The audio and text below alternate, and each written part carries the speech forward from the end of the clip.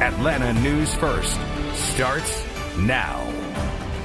It's already in the mid-70s today. We're under mostly sunny skies. And y'all, this is going to be the really only very dry day over the next week. We just came out of a very wet pattern. This is the only day where we see some relief, so you got to get outside and enjoy it. Only a 20% chance of showers. With the sunshine, we should hit the upper 80s this afternoon.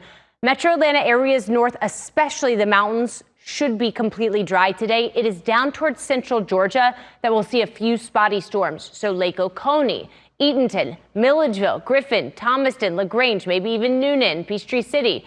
You may see a few thunderstorms bubble up this afternoon along a stationary front that is sitting right near Macon. So few storms down to our south. Most of us will stay dry today, but that front dissipates tomorrow, and that allows Gulf moisture to streamline back in tomorrow. So tomorrow afternoon, we'll see scattered storms return, and it looks like those storms just become more widespread on Friday. Friday, we've added a first alert weather day because the storms are going to start to pop around noon or 1. I am not expecting severe weather, but these are summer-like storms, so heavy rain, lightning, which these storms are likely to continue even into your Friday night and into your Saturday as well.